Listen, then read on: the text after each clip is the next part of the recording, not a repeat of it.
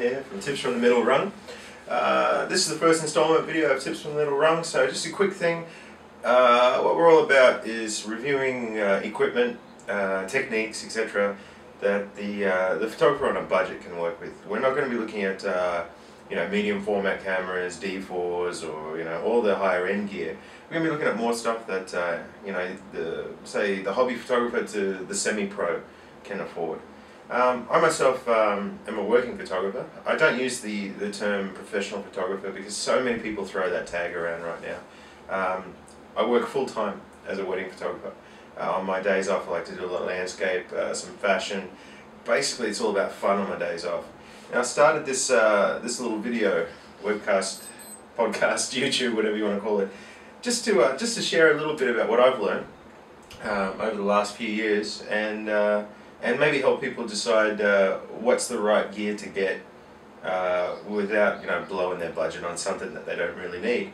So for this first installment we're going to look at the Nikkor 35mm 1.8 prime lens, which is for DX bodies. Interesting thing about this lens, you can use it on a full frame sensor as well. You'll still get 35mm, you'll get a very slight vignetting around the edge, but it's a great 35mm prime. And the price, I think, you're only looking at it like say $300 or 200 and something dollars, depending on where you are in the world. So it's there's a lot of bang for your buck in this lens. Now, just here, as you can see, I've got I fitted the lens onto my D700 body, and I've been having a little bit of a play with it. I'm going to go out after this video and take some shots, come back, put them in the computer, and show you what they look like. Okay, so let's just pull the lens off here. One of the things I really like about it is the mount here is metal. A lot of the DX sort of cheaper lenses that you do come across have got the plastic mount.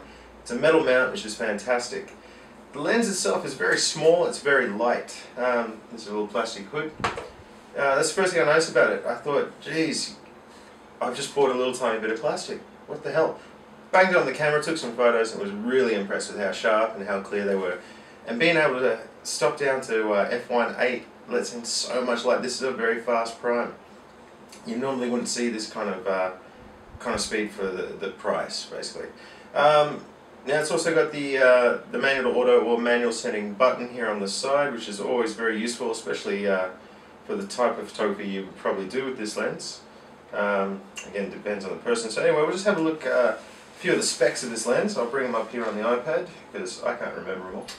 Alright, so it is 35mm for DX with 52mm thread.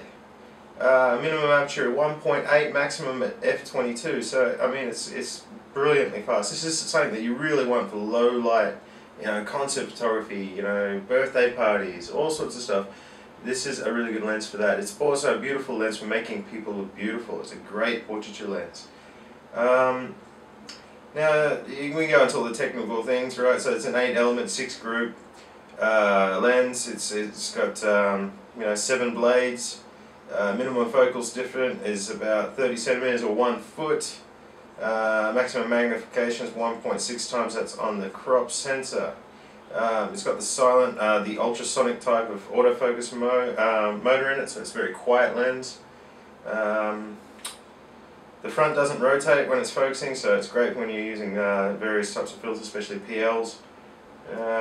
Comes with the hood, rear cap, and a nice little Nikon box.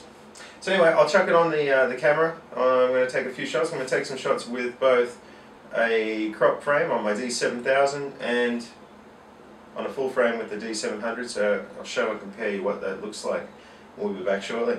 Thanks for watching. Straight out of the camera. Took this one quite a while back of a model named Mimi. Let's have a look over here on the specs. You can see it was shot at f1.8 ISO 200, 1250th of a second with a 35mm prime. Great depth of field rendering here. The bokeh is really nice. The foreground bokeh is really nice. Let's just see how my skills were. This was taken quite a while ago, but I'll just zoom in. Sorry, zoom in on her now, and you can see it's pin sharp around the eyes. It's a very nice sharp lens.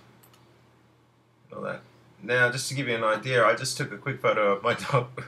Sorry, just took a quick photo of my dog Reef with the same lens, the 35mm, on my D700 body. And here we go. So as you can see, on the D700, on the full frame, you do get this little bit of vignetting just here in the corners. But again, at f1.8, I mean, that is tack sharp. I mean, that's at ISO 2000, so there is some noise in the shadows. I haven't put any noise reduction on this image yet, or done anything to this image yet. So straight out of the camera, you can see it's absolutely beautiful. Look at the bokeh coming on through here. You know, the foreground bokeh up to her nose, and the background bokeh just over here, starting right at the back of her head. So very, very, very tricky lens to focus. Little tip when you are shooting, you know, wide open at 1.8 or something like that. If you're going to be shooting animals or people, the trick is you want that focal point to be on the eye that is closest to the camera.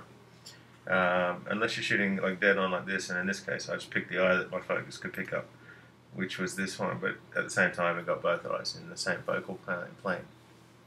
So there you have it. That's the look on a full frame with, and that's with on a DX body. Right there. Now, one thing I will mention, if you want to use this lens on a full frame, you have to turn off the Auto DX crop feature in the menu.